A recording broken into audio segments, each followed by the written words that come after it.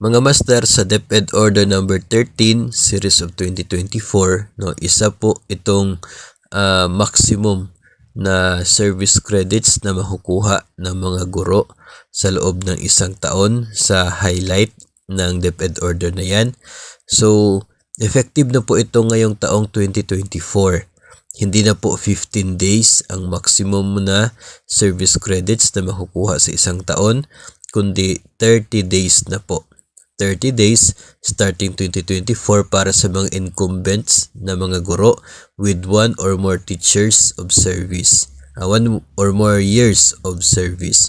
Tapos kapag bago ka, newly hired, at nangyari yung hiring mo, appointment mo, issued less than 4 months after the first day of classes. So from July 29 up to 4 months po yan. Kapag na-hire ka within that period, 30 days pa rin yung eligible mo sa loob ng isang taon.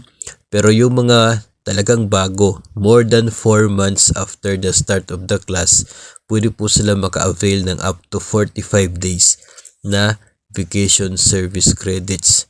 Pero for ano namang yun po yun, no? Para lamang po yun sa 1 calendar year. After po nun ay pare-pareho na po. No, doon na po sa number 1 yung 30 days sa loob ng isang taon.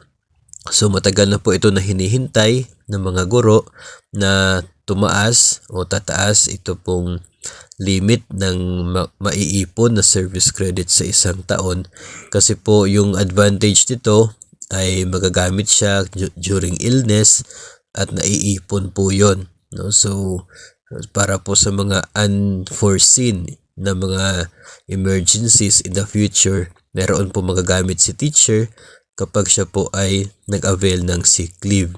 Magiging with pay pa rin dahil sa kanya pong service credits na naiipon. And if ever magre-retire na, ay pwede po niyang magamit before sa effectivity ng kanya pong retirement yung naipon na service credits. So yun po ay magandang balita at effective po ito ngayong taong 2024 na mismo and the years thereafter, maliban na lamang kung magkakaroon ng bagong guidelines para po dito sa service credits.